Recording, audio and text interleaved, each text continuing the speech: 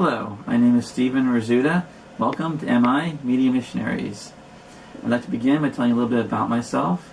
I'm married to an amazing woman, Michelle, and we have 8 children, and our entire families are members of the MI. I'd like to now welcome Maria, my daughter, who's going to ask me some questions and let you know about the MI. Okay, so first we have, what does MI stand for? MI stands for the Militia of the Immaculata. What is the MI? Who started it? When was it started? And why was it started? The MI, the Militia of the Immaculata, was started by Maximilian Kolbe. He's a saint of the Catholic Church. And in 1917, he started the militia. It was started to evangelize the whole world and bring all souls to Christ in the entire world. Who is Saint Maximilian Kolbe? St. Maximilian Kolbe was a Franciscan conventual friar, and he felt a call from Our Lady from a young age. He had an apparition of Our Lady, and she showed him 2 crowns, one red and one white. And the white one stood for purity, and the red one for martyrdom. And when she asked Maximilian as a young child which one would he accept, he said, "I accept them both."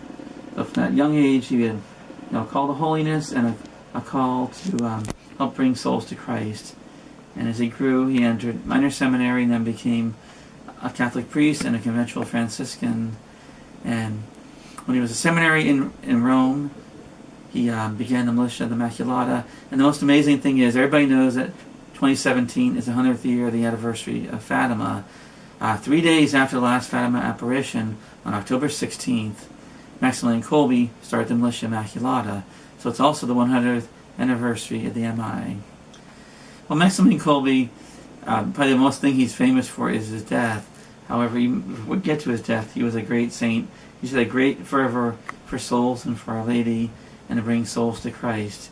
And he started a great movement, and when he started the Militia Immaculata, he also ended up having what is, in all reality, the largest friary in the world, with over 700 friars before the Nazis invaded Poland. So he was great at evangelizing, and he also had a large a newspaper that he was publishing in Poland and also eventually in Japan as well. And he was arrested twice by the Nazis and sent to concentration camps twice. And on his second arrest, he was sent to Auschwitz, and it was just a horrific place. And having tuberculosis in one lung, he was poor of health to begin with, but he was fighting through, and always joyful at the concentration camp. And one day, a prisoner escaped, and the Nazis had this penalty that when prisoners escaped, a certain amount of people were picked to die in the starvation bunker. And this case was a second escape, so 10 people were picked to die. And one of the people who was picked to die yelled out, "My wife, my kids, what am I going to do? What am I going to do?" And Maximilian just shocked everybody and walked through the line. And they said, "What are you here for?" He said, "I am a Catholic priest. I wish to take the place of this man." And so he heroically took the place of this man who did live through Auschwitz and was even present at Maximilian's canonization. But it was a very brutal death. It was him and the 9 other prisoners were put into a starvation bunker, and you're given no food and no water until most of them had died.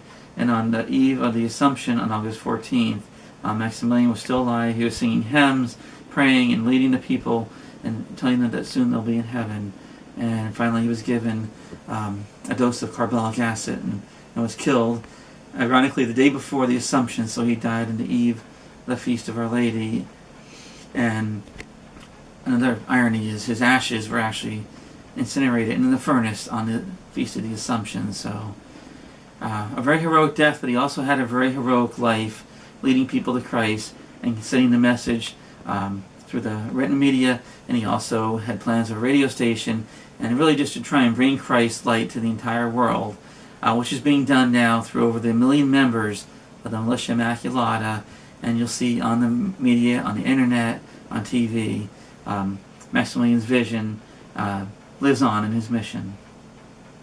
Okay, so what is the Militia of the Immaculata's mission?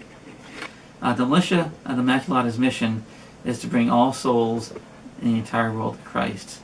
First, they concentrate on your own personal sanctification, to get closer to our Lord through Our Lady, who is the intercessor. And they encourage daily Mass, the Rosary, and wearing their symbol, which is a miraculous medal.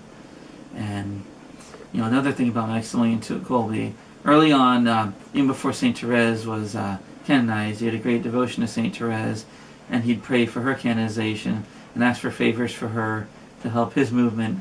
And he loved her little way, and it was a very Franciscan way of living too, but just great devotion to the little way and to the little flower. And so it just really fits in with the way the Militia Immaculata movement works. Just do great small things with great love, and you work first in your life with your wife and your kids and your family, and then whatever you can do to touch people. What is our mission as the MI Media Missionaries? Well, we're trying to continue Maximilian's mission. Many people do the written word, but also through the internet and YouTube now you can actually get a lot of information out. And one great website to check out in the United States is Mission Immaculata, which is the official website of the Militia Immaculata in the United States. Great website to go to. And also MI Youth, which is the youth movement of the Militia Immaculata, which helps bring young people to Christ and also spread the word of Our Lady and also of our Lord Jesus Christ. God bless everybody, and Ave Maria.